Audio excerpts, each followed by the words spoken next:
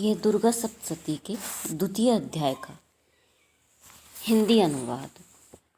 ओम मध्यम चरित्र की विष्णु श्री महालक्ष्मी देवता उष्णिक छंद शाकंभरी शक्ति दुर्गा बीज वायु तत्व यजुर्वेद स्वरूप है। श्री महालक्ष्मी जी की प्रसन्नता के लिए मध्यम चरित्र के पाठ में इसका विनियोग है। मैं कमल के समान आसन पर बैठी हुई प्रसन्न मुख वाली महिषासुर मर्दिनी भगवती महालक्ष्मी का भजन करता हूँ, जो अपने हाथों में अक्षमाला फरसा गदा वाण वज्र पद्म धनुष कुंडिका दंड शक्ति खड्ग ढाल शंख घंटा मधुपात्र शूल पाश चक्र धारण करती हैं। जय हो अम्बे मात की जय। ऋषि कहते हैं, पूर्व काल में देवता और असुरों में पूरे 100 वर्षों तक घोर संग्राम हुआ। उसमें असुरों का स्वामी महिषासुर था और देवताओं के नायक इंद्र थे। उस युद्ध में देवताओं की सेना महाबली असुरों से परास्त हो गई। संपूर्ण देवताओं को जीतकर महिषासुर इंद्र बन बैठा। तब पराजित देवता प्रजापति ब्रह्मा जी को आगे करके उस स्थान पर गए जहाँ भगवान शंकर विष्णु विराजमान थे। देवताओं ने महिषासुर के पराक्रम तथा अपनी पराजय का यथावत वृतांत उन दोनों देवेश्वरों से विस्तार पूर्वक कह सुनाया। वे बोले, भगवान महिषासुर सूर्य इंद्र अग्नि वायु चंद्रमा वरुण एवं अन्य देवताओं के भी अधिकार छीनकर स्वयं ही सबका अधिष्ठाता बन गया है। उस दुरात्मा महेश ने समस्त देवताओं को स्वर्ग से निकाल दिया। अब वे मनुष्यों की भांति पृथ्वी पर विचरण करते हैं। दैत्यों की यह सारी करतूत हमने आप लोगों से कह सुनाई। अब हम आपकी ही शरण में आए हैं, इसकी वध का कोई उपाय सोचिए। इस प्रकार देवताओं के वचन सुनकर भगवान विष्णु और शिव ने दैत्यों पर बड़ा क्रोध किया। उनकी भौहें तन गईं, मुंह टेढ़ा हो गया। तब अत्यंत कोप में भरे हुए चक्रपाणी श्री विष्णु के मुख से एक महान तेज प्रकट हुआ। इसी प्रकार ब्रह्मा शंकर इंद्र आदि अन्यान्य देवताओं के शरीर से भी बड़ा भारी तेज निकला। वह सब मिलकर एक हो गए। महान तेज का वह पुंज जाज्वल्यमान पर्वत सा जान पड़ा। देवताओं ने देखा, वहाँ उसकी ज्वालाएं संपूर्ण दिशाओं में व्याप्त हो रही थी। संपूर्ण देवताओं के शरीर से प्रकट हुए इस तेज की तुलना कहीं नहीं थी। एकत्रित होने पर वह एक नारी के रूप में परिणित हो गया और प्रकाश से तीनों लोकों में व्याप्त जान पड़ा। भगवान शंकर का जो तेज था, उससे एक देवी का मुख प्रकट हुआ। यमराज के तेज से उसके सिर में बाल निकल आए। श्री विष्णु भगवान के तेज से उसकी भुजाएं उत्पन्न हुई। चंद्रमा के तेज से दोनों स्तनों का और इंद्र के तेज से मध्य भाग कटी प्रदेश का प्रादुर्भाव हुआ। वरुण के तेज से जंगा और पिंडली तथा पृथ्वी के तेज से नितंब भाग प्रकट हुआ। ब्रह्मा के तेज से दोनों चरण, सूर्य के तेज से उंगलियां, वसुओं के तेज से हाथों की उंगलियां और कुंबेर के तेज से नासिका प्रकट हुई। उस देवी के दांत प्रजापति के तेज से, तीनों नेत्र अग्नि के तेज से प्रकट हुए। उनकी भौहें संध्या के और कान वायु के तेज से उत्पन्न हुए। इसी प्रकार अन्यान्य देवताओं के तेज से भी उस कल्याणमयी देवी का प्रादुर्भाव हुआ। तदंतर समस्त देवताओं के तेज पुंज से प्रकट हुई देवी को देखकर महिषासुर के सताए हुए देवता बहुत प्रसन्न हुए। पिनाकधारी भगवान ने अपने शूल से एक शूल निकालकर उन्हें दिया। फिर भगवान विष्णु ने भी अपने चक्र से चक्र उत्पन्न करके भगवती को अर्पण किया। वरुण ने भी शंख भेंट किया। अग्नि ने उन्हें शक्ति दी। वायु ने धनुष बाण से भरे हुए तरकस प्रदान किए। सहस्र नेत्रों वाले देवराज इंद्र ने अपने वज्र से वज्र उत्पन्न करके ऐरावत हाथी से उतार कर एक घंटा भी प्रदान किया। यमराज के दंड काल से दंड, वरुण ने पाश, प्रजापति ने स्फटिकाक्ष की माला, ब्रह्मा जी ने कमंडलू भेंट किया। सूर्य ने देवी के समस्त रोमकूपों में अपनी किरणों का तेज भर दिया। काल ने उन्हें चमकती हुई ढाल और तलवार दी। क्षीर समुद्र ने उज्ज्वल हार तथा कभी जीर्ण न होने वाले 2 दिव्य वस्त्र भेंट किए। साथ ही उन्होंने दिव्य चूड़ामणि, 2 कुंडल, कड़े, उज्ज्वल अर्धचंद्र, सब बाहुओं के लिए केयूर, दोनों चंद्रों के लिए निर्मल नुपुर, गले की सुंदर हंसली, सब उंगलियों में पहनने के लिए रत्नों की बनी अंगूठियां भी दीं। विश्वकर्मा ने उन्हें अत्यंत निर्मल फरसा भेंट किया। साथ ही अनेक प्रकार के अस्त्र, अभेद्य कवच दिए, जो इनके सिवा मस्तक वक्षस्थल पर धारण करने के लिए कवि ने कुमलाने वाले कमलों की मालाएं दी। जलधि ने उन्हें सुंदर कमल का फूल भेंट किया। हिमालय ने सवारी के लिए सिंह, भांति भांति के रत्न अर्पित किए। धनाध्यक्ष कुबेर ने मधु से भरा पान पत्र दिया। संपूर्ण नागों के राजा शेष ने जो इस पृथ्वी को धारण करते हैं, उन्हें बहुमूल्य मणियों से विभूषित नागहार भेंट किया।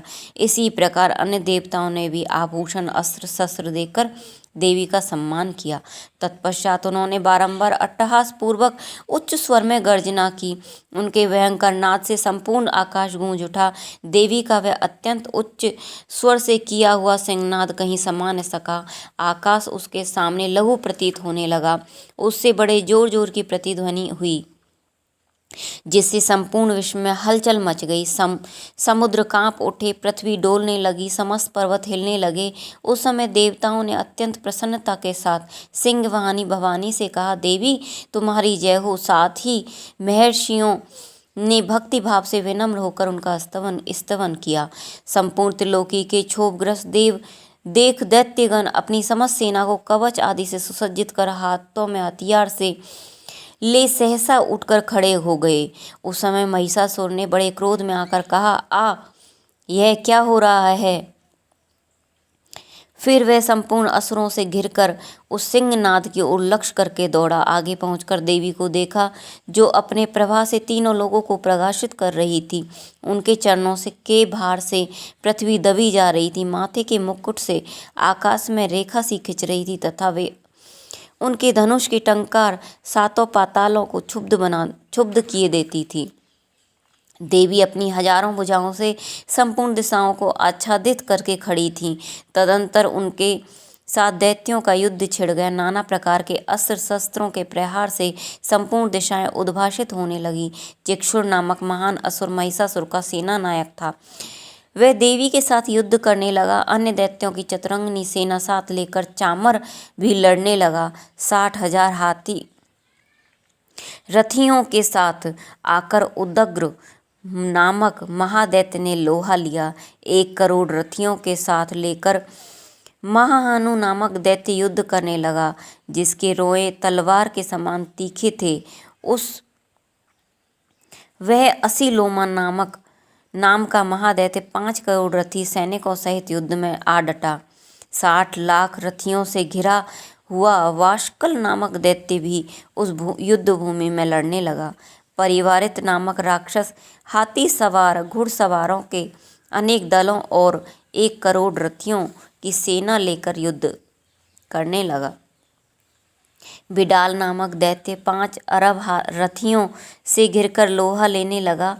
इसके अतिरिक्त और भी हजारों महादैत्य रथ, हाथी, घोड़ों की सेना लेकर वहां देवी के साथ युद्ध करने लगे। स्वयं महिषासुर उस रणभूमि में कोटि कोटि सहस्र रथ, हाथी और घोड़ों की सेना से घिरा हुआ खड़ा था। वह दैत्य देवी के साथ तोमर, भिंदीपाल, शक्ति, मूसल, खड्ग, परशु, पटिश आदि अस्त्र शस्त्रों का प्रहार करते हुए युद्ध कर रहे थे।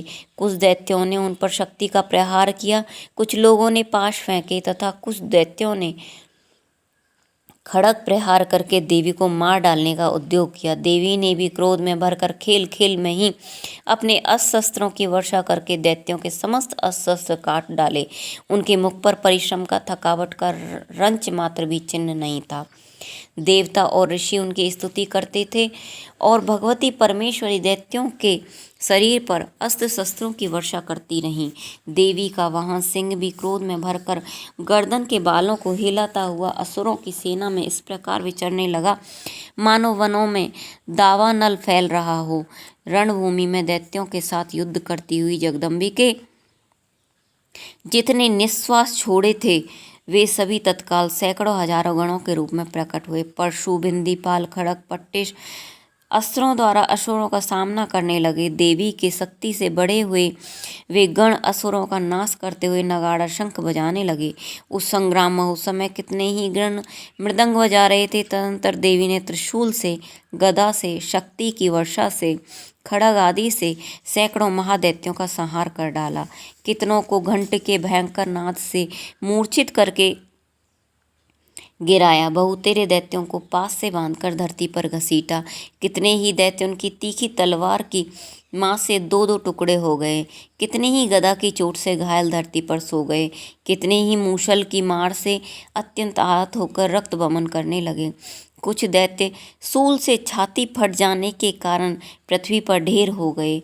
उस रणांगण में वाण समूहों की वृष्टि से कितने ही असुरों की कमर टूट गई। बाज की तरह झपटने वाले देव पीड़क दैत्यगण अपने प्राणों से हाथ धोने लगे। किन्हीं की बाहें छिन्न भिन्न हो गईं, कितनों की गर्दनें कट गईं। कितने ही दैत्यों के मस्तक कट कट कर गिरने लगे। कुछ लोगों के शरीर मध्य भाग में ही वितीर्ण हो गए। कितने ही महादैत्य जांघें कट जाने से पृथ्वी पर गिर गए। कितनों को ही देवी ने एक बाह, एक पैर और एक नेत्र करके दो टुकड़ों में चीर डाला। कितने ही दैत्य मस्तक कट जाने पर गिरकर फिर उठ जाते, केवल धड़ के रूप में अच्छे अच्छे हथियार हाथ में ले देवी के साथ युद्ध करने लगते। दूसरे कबंध युद्ध के बाजों की लय पर नाचते थे। कितने ही बिना सर के धड़, हाथों में खड़ग, शक्ति रिष्टि लिए दौड़ते थे। दूसरे दूसरे महादैत्य ठहरो ठहरो यह कहते हुए देवी को युद्ध के लिए ललकारते थे। जहाँ पर घोर संग्राम था वहाँ की धरती देवी के गिराए हुए रथ, हाथी, घोड़े, असुरों की लाशों से ऐसे पट गई कि वहाँ चलना असंभव हो गया। दैत्यों की सेना में हाथी, घोड़े, असुरों के शरीरों से इतनी अधिक मात्रा में रक्तपात था कि थोड़ी ही देरी में वहाँ खून की बड़ी बड़ी नदियाँ बहने लगी। जगदम्बा ने असुरों की विशाल सेना को क्षण भर में नष्ट कर दिया। ठीक उसी तरह जैसे तृण और काठ के भारी ढेर को आग कुछ ही क्षण में भस्म कर देती है, और सिंह भी गर्दन के बालों को हिलाकर जोर जोर से गर्जना करता हुआ दैत्यों के शरीर से मानो प्राण चुने लेता था। वहाँ के देवी के गणों ने भी महादैत्यों के साथ ऐसा युद्ध किया जिससे आकाश में खड़े हुए देवतागण उन पर संतुष्ट हुए और फूल बरसाने लगे। इस प्रकार देवी ने महिषासुर की सेना का वध किया। यह द्वितीय अध्याय है। तृतीय अध्याय सुनने के लिए अगला वीडियो देखें। Thank you.